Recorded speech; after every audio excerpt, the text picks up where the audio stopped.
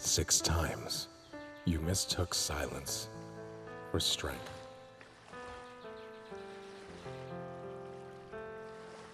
We're taught the principle, silence is strength. But that kind of silence is only born after years of deep self-understanding. Silence without foundation becomes quiet tantrum. Rebellion without a voice, and anger with nowhere to go.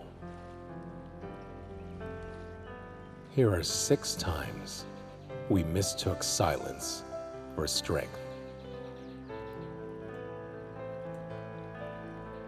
Number 6 is the one most people never accept, and it causes the deepest damage.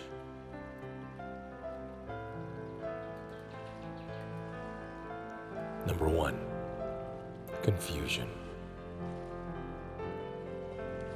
I told myself I didn't need to prove anything. But the truth is, I didn't know who I was yet.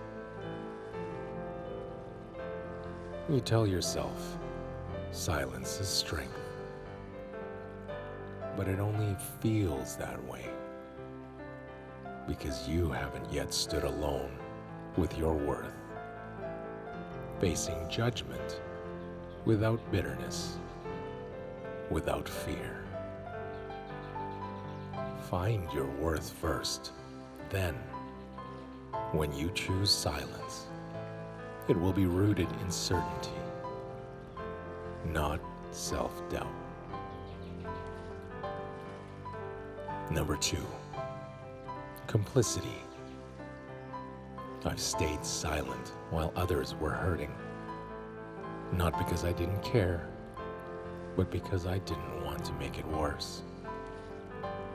But silence that protects the harm instead of the person is complicity.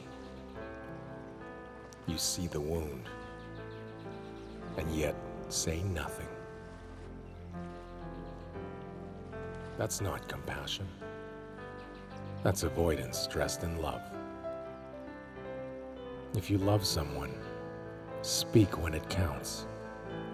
Silence that protects truth is powerful, but silence that hides it is betrayal. Number 3, paralysis. I used to call it peace, but in reality, I just didn't want to have the hard conversation. You call it grace, but if it keeps pain buried, it's not grace, it's fear. Avoiding conflict doesn't create healing, it only postpones it. Practice discomfort with integrity. Real peace comes when nothing is hidden, not when everything is quiet. Number 4, avoidance. I used to think staying quiet was wise. I called it listening. But I wasn't present. I was hiding. You shrink in the name of peace, not because your truth isn't valid, but because you're afraid of what might happen when you finally speak it. Validate your truths and principles, so you know when to truly remain silent. Then your silence becomes a choice, not a retreat. Number 5, performance. There were times when I used silence to look composed, even when I wasn't. I wanted to seem calm, in control, wise. But curated stillness isn't the same as truth.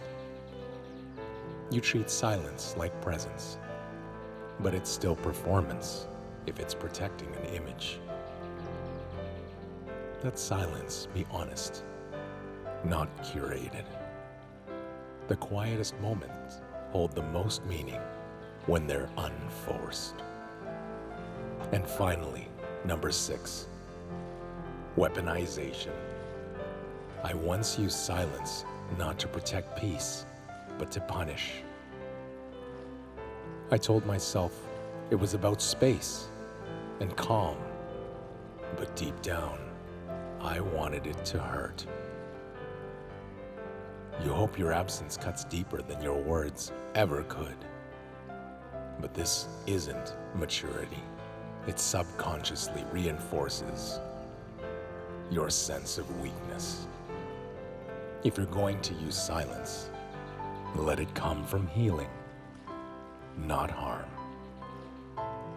Let it create space, not suffering.